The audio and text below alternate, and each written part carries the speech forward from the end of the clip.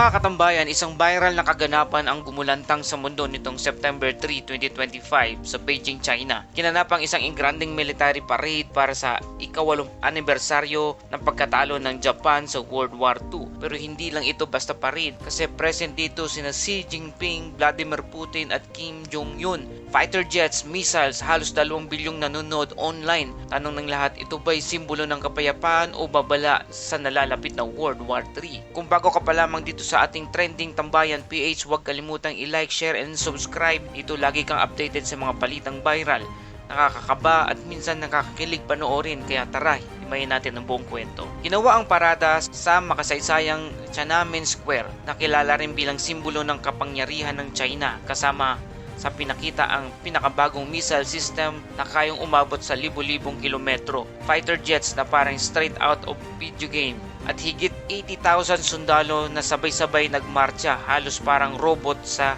disiplina. At hindi lang yan, 80,000 puting kalapate ang pinalipad sa ere bilang simbolo ng peace o kapayapaan. Pero sabi ng iba, ironic daw, peace dove sa ere pero mabibigat na armas sa lupa. Parang ang mensahe ay handa kami sa kapayapaan pero kung gusto ng gyera, ready din kami. Kung tutuusin, parang dalawang mukha ang ipinakita ng China dito, ang mukha ng kapayapaan at mukha ng pagbabanta. Kasama sa VIP stage sina Russian President Vladimir Putin at North Korea leader Kim Jong-un. Abay, parang access of power na bagong bersyon ng World War II. Ang tatlong leader na madalas kontrapelo ng West, nagkatabi-tabi at nagpalakpakan at kitang-kita ng buong mundo. Ito ang dahilan kaya maraming eksperto ang nagsabi, hindi lang ito parade kundi statement. Statement na nagsasabing may bagong alliance na umuusbong sa Asia laban sa impluwensya ng Amerika at mga kaalyado nito. Pero teka, may bonus pa. Pasabog ang event na ito. Nahuli raw sa hot mic sina Xi at Putin habang nag-uusap tungkol sa biotechnology at posibleng extension ng human life hanggang 150 years old.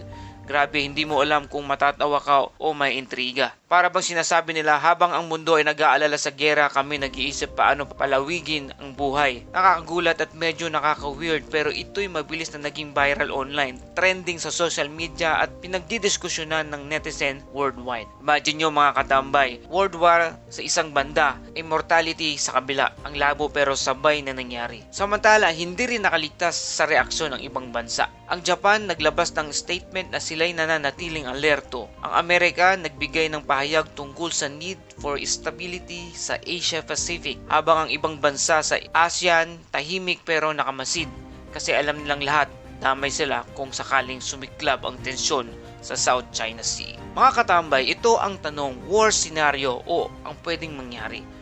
Una, baka maging mitsa ito ng panibagong Cold War, isang Cold War 2.0 kung tawagin ng mga eksperto. Hindi barilan agad pero paligsahan ng armas, teknolohiya at impluwensya. Pangalawa, baka rin maging simula ito ng aktual na military conflict, lalo na kung magkamali ng galaw sa South China Sea o Taiwan.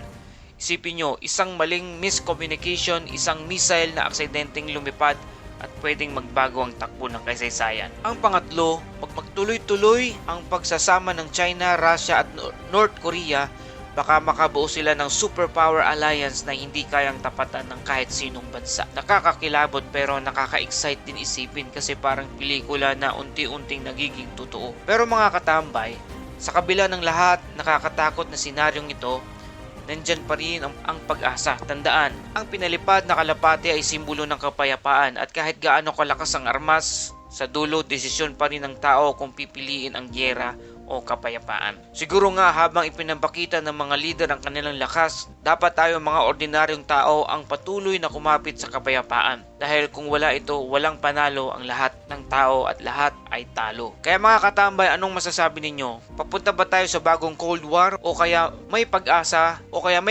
pa rin manaig ang diplomasya? Comment nyo sa ibaba at huwag kalimutang i-like, share at subscribe ang Trending Tambayan PH, ang tambayan ng mga balitang viral. Ito ang Trending Tambayan PH, hanggang sa susunod na episode.